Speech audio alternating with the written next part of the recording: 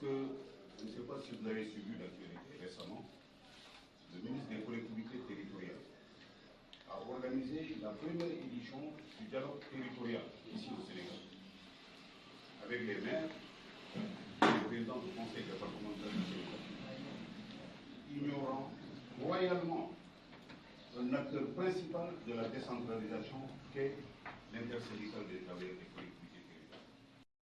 Je trouve à suffisance que cette autorité-là n'a aucun respect pour les travailleurs des collectivités territoriales. Nous avons voulu, vous l'aurez remarqué vous-même, depuis presque 2 mois, on a observé une accalmie. Cela était dû à quoi? Parce qu'il y avait déjà le décès de Sidia, il y avait les événements qui se sont succédés, des événements politiques. Nous avons estimé qu'il fallait quand même observer une accalmie.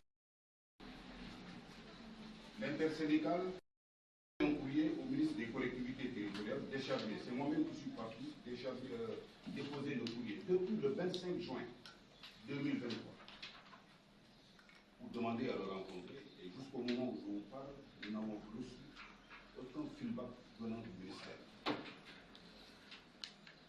Maintenant, nous ne pouvons pas faire le travail des autres. Nous sommes une organisation syndicale. Nous sommes là pour la défense des intérêts matériels et moraux des travailleurs. C'est notre rôle. Et je vous jure que les jours à venir, ils vont nous sentir, parce que nous allons jouer pleinement notre rôle, parce que les travailleurs des collectivités territoriales, dans leur écrasante majorité, sont prêts à en découdre. Parce que nous ne pouvons pas être dans un pays où il y a des privilégiés et des bannis. Et c'est ce qui se passe dans ce pays-là. Ils ont privilégié une catégorie de travailleurs et vouloir mettre à la périphérie d'autres travailleurs qui sont là et justement qui apportent une place importante dans le dispositif aujourd'hui économique de notre pays, des collectivités territoriales, qui sont au début et à la fin du développement. Nous avons fait des voyages partout dans le monde, en Afrique. Nous savons ce qui se passe dans les autres pays. Mais au Sénégal, je vous dis, et je pèse bien mes mots, on a raté la décentralisation.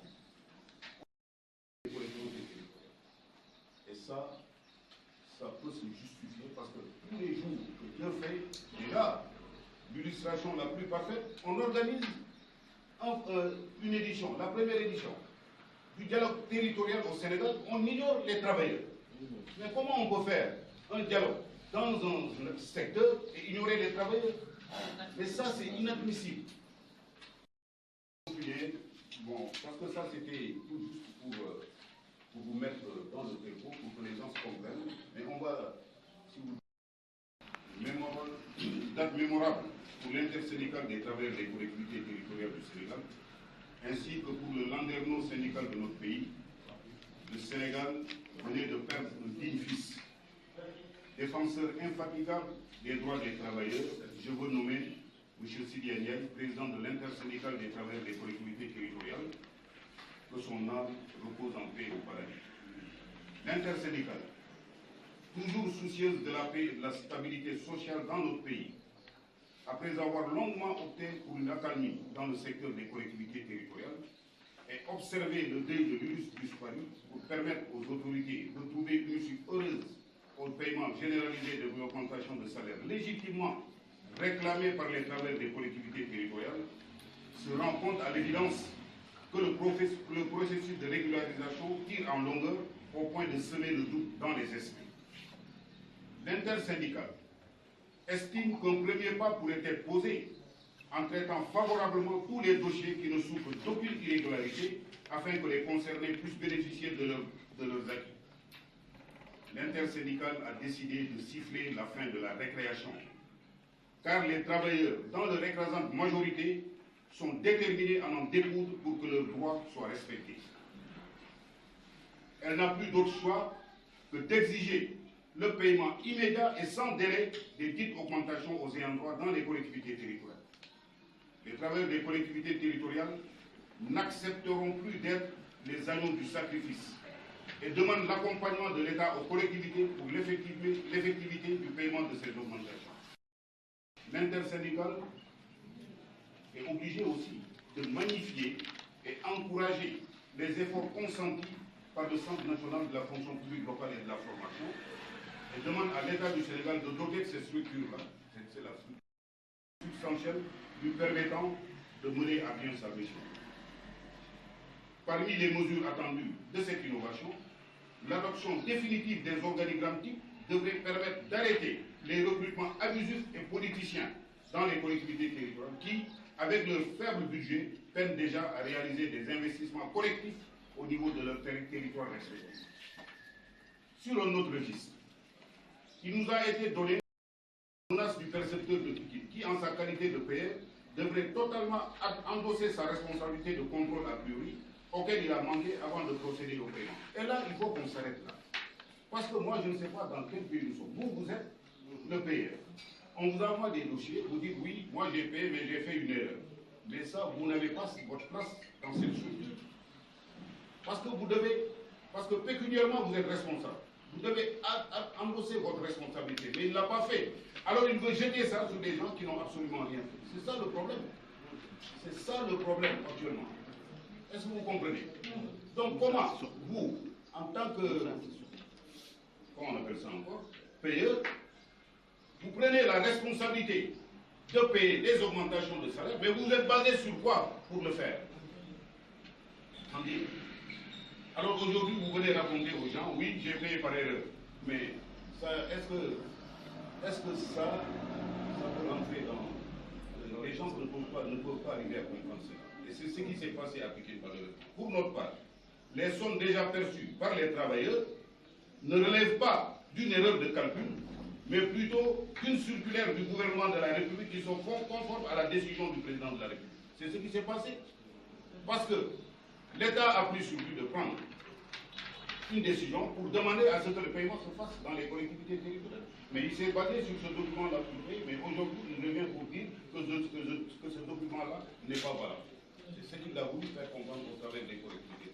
Par ailleurs, au moment où le Centre national de la fonction publique locale et de la formation est en phase de finalisation du recensement des effectifs pour paiement afin de se conformer à la loi et attester de la légitimité de ce droit des travailleurs, il nous paraît très maladroit de revenir sur un acte avec comme conséquence un réchauffement du climat social sur l'ensemble du pays.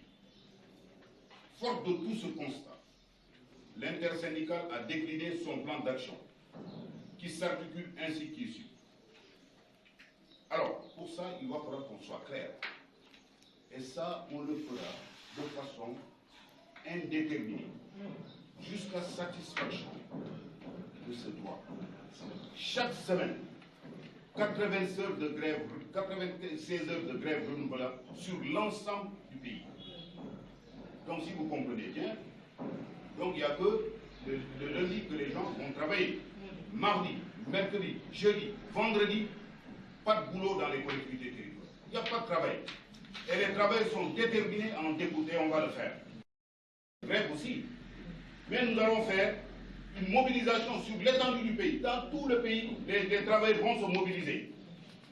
On ne fera pas des grèves, allez, rester chez nous, dormir ou bien qui. Non, non, non. On va se mobiliser. Et on va faire des tournées dans toutes les capitales régionales pour décrier cette forfaiture-là. On va le faire. Les jours à venir, de faire une marche nationale à la même heure, à la même date, sur l'ensemble du territoire. Donc, le jour où vous entendez cela, qu'on va donner justement la date retenue pour cette marche-là, vous verrez que tout le Sénégal va marcher à la même heure et à la même date. Donc voilà, démembrement de l'État, et nous devons être soumis au même traitement que les travailleurs de l'État. Ou bien, vous appliquez le décret 74-347 applicable aux agents non fonctionnaires de l'État. Vous savez ce qui s'est passé? Le Conseil d'État a jugé que la mesure est non applicable au travers des collectivités territoriales. 2 mois après, ils ont enlevé ça sur le salaire de tous les travailleurs. Cela veut dire quoi? Cela veut dire que nous ne sommes pas des agents du privé, nous sommes des membres de l'État et nous devons avoir les mêmes avantages que les agents de l'État. Aujourd'hui, il y a des augmentations généralisées de salaire. Ils ont payé aux agents de l'État, ils ont payé, non seulement ils ont relevé leur point initial, ils ont payé aux agents non fonctionnaires exerçant dans les structures étatiques. Et ils ont ignoré les travers des collectivités territoriales. Cela justifie que nous ne sommes pas agents privés, on ne doit pas bénéficier de la prime de transport, mais nous le leur concédons. Ils ont parfaitement raison. Nous avons croisé les bras, nous avons dit, vous avez raison. Mais maintenant, il y a une autre augmentation qui est là, qui nous est applicable. Mais pourquoi ils n'ont pas appliqué? C'est parce que nous sommes en face de gens qui ne sont pas sérieux. Eux, ils ne font que ce qui les arrange. Et ils pensent qu'ils ont fini de régler leur compte. Mais nous, de toute façon, je vous promets, je ne veux même pas jurer parce qu'on dit que jurer c'est pas bien, mais je vous promets que ce pays-là, il n'y aura plus de stabilité dans ce pays-là parce que les travailleurs des collectivités territoriales ne vont plus accepter cette injustice-là. Je vais m'en arrêter.